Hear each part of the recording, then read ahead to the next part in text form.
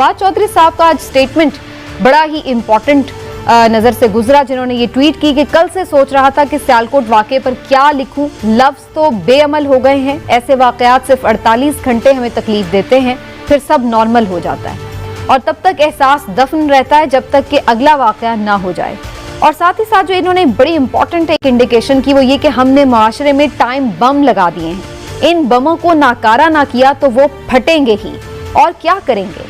वक्त रेत की तरह हाथों से निकल रहा है, बहुत तवज्जो चाहिए, बहुत तवज्जो। समीना, बात ये है कि ये तो चोई साहब ही ज़्यादा बेहतर अंदाज में बता सकते हैं कि किन टाइम बॉम्ब्स की बात वो कर रहे हैं, लेकिन मेरे नज़दीक वो यही बात कर रहे हैं कि जो हमने बहसीयत कौम ऐसे काम किए हैं कि जिनसे हम कौम लगते नहीं, ना जाने क्यों ये कहते हुए, हालांकि मुझे बड़ा अफसोस हो रहा है, लेकिन हम कौम की बजाय एक हजूम बनते जा रहे हैं। जब जत्थे बन के और हम खुद ही ये फैसला कर दें कि हमने खुद ही अपने हाथ से एक मुकदमा कायम करना, फिर उसी मुकदमे का फैसला करना और वही मौके पे सज़ा सुना देनी, तो फिर मैं समझता हूँ कि इससे ज़्यादा किसी भी माशरे में पस्ती हो नहीं सकती। फवाद चौधरी साहब मैं समझता हूँ कि बिल्कुल ठीक कह रहे हैं, लेकिन ये तवज्जो उन्हीं के करने वाली है, हुकूमत की। हुकूमत को चाहिए कि इस पे तवज्जो करे, और इस सिलसिले में दो चीज़ें मैं समझता हूँ बुनियादी तौर पे बड़ी अहम है।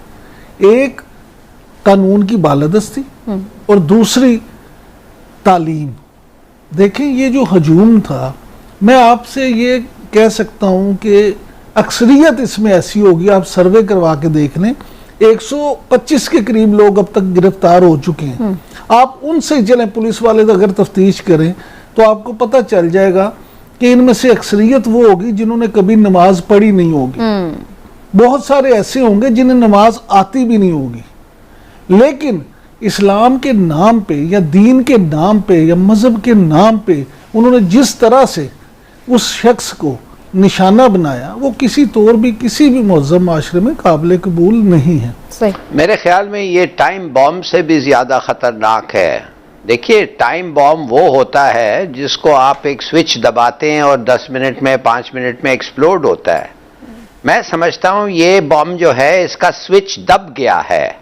अब हमें ये नहीं पता है कि कितना देर टाइम सेट कितने देर पे हुआ है, 5 मिनट है या 5 घंटे हैं, मगर वो स्विच दबा दिया है जो भी है, जो दहशतगर्दी होगा, जो एक्सप्लोड करना चाहता है। देखिए, आपने देखा होगा कि एक लड़का आके तकरीर करता था, उसकी इंटरव्यू भी आई है उस वक्त, और आप देखें ये कितने वेल ऑर्गेनाइज थे, इनके नारे एक थे। ये कोई छोटी बात नहीं है, ये डिसऑर्गेनाइज्ड इमोशनल ये नहीं है, ये ऐसा लग रहा था कि टोटली प्लान्ड है। उनको पता था कि नारे कब लगाने, और उसने एक हदीस को भी कोट किया कि सर कलम करना चाहिए बदन से। तो देखिए, ये सब चीजें इनको सिखाया गया है। ये नहीं है कि वो जाके लाइब्रेरी में खुद पढ़े हैं, इनको ये चीज सिखाया गया है। कौन सिखाया है, कब सीखे हैं, पता तो करें। और ये है टाइम बॉम्ब। और जैसे मैंने कहा, इट्स टू लेट। हमारी कसूर है, हमारा कसूर है। हमारे बच्चे जो हैं, इनके उम्र पे हम इनको प्राइवेट स्कूल्स पे भेजते रहे, हम इन पे पैसे खर्चते रहे, हमें इनको परवाह नहीं था कि हमारे जो गरीब हैं वो किधर स्कूल जाते हैं और वो क्या पढ़ते हैं। हमने सोचा कि भाई ये ऐसे ही रहेंगे हर वक्त, मगर अब ये दे आर ए डेंजर। अब पता चल गया है कि इनके बड़ा जरूरी था कि हम इनको फॉलो करें और देखें इनकी क्या ट्रेनिंग है। अब आपको हम भुगत रहे हैं और भुगतना पड़ेगा। Yes, I am sorry. लेकिन एक ही चीज हो सकता है कि जी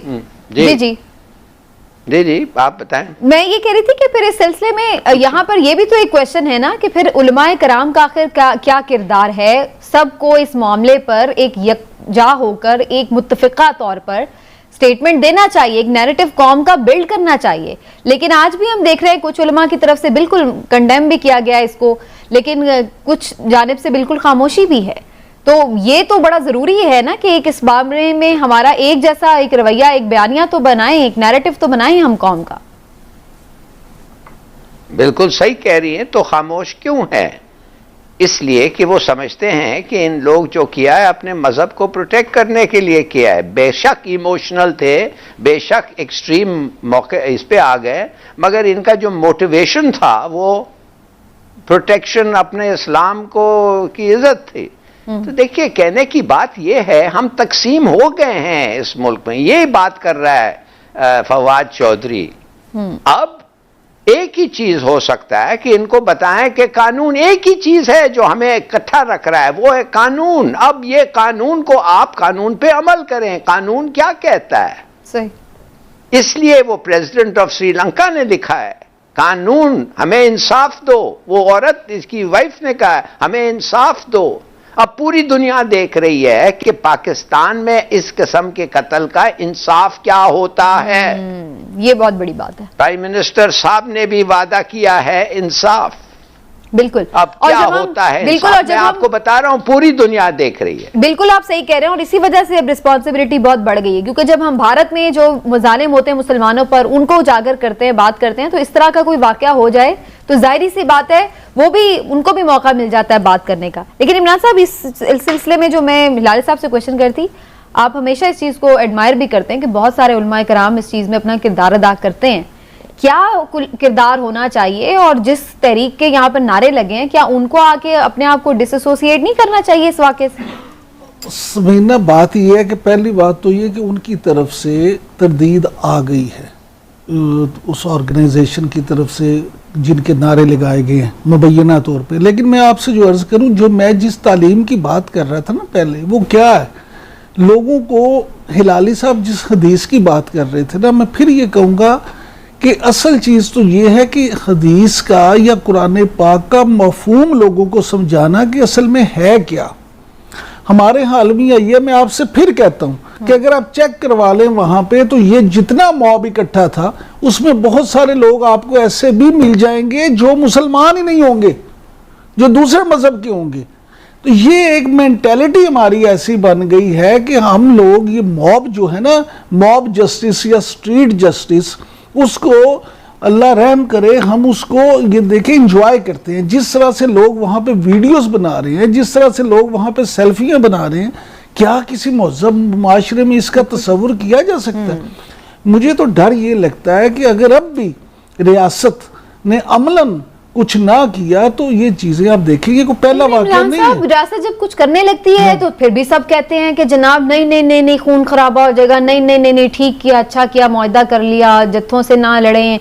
بھائی کہیں جب ریاست کسی کو اپنی رٹ دکھائے گی تو کوئی لوگوں میں خوف پیدا ہوگا نا. لوگ تو یہ دیکھ رہے ہیں کہ بھائی جس کا دل کرتا ہے وہ اٹھ کے جو مرضی کر لیتا ہے, کیا بگاڑا ریاست. سمینا بات یہ ہے کہ ہم ہر وقت, اس وقت بھی اب یہاں بیٹھ کے اس پلیٹ فارم پہ یہی بات کرتے تھے اور آج بھی یہی بات کر رہے ہیں کہ قانون کی بالادستی کو قائم کرنا ریاست کی ہی ذمہ داری ہے, اور اگر ریاست نہیں کرے گی تو پھر ریاست اس کو بھگتے گی.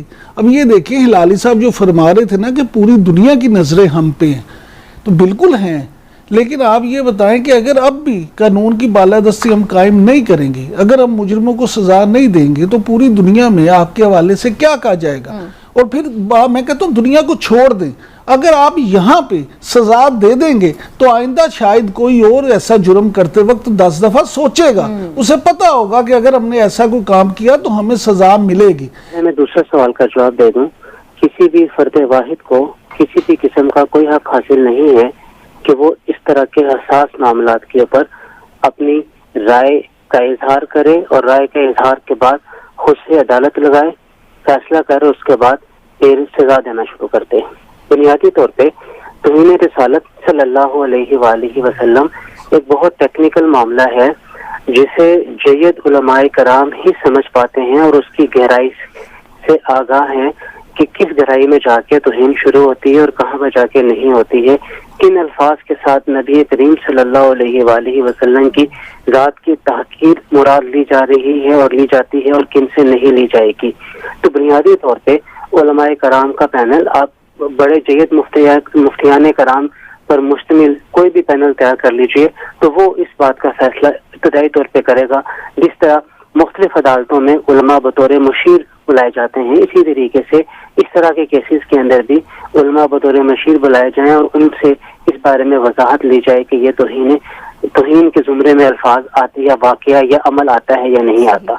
اور پھر جب یہ معاملہ ہو جائے تو اس کے بعد پھر سزا سنانے کا، سزا دینے کا جو اختیار ہے وہ عدالت کو ہے، اور کسی بھی قسم کا ان معاملات کے اندر فیصلہ عدالت کے علاوہ نہیں ہونا چاہیے.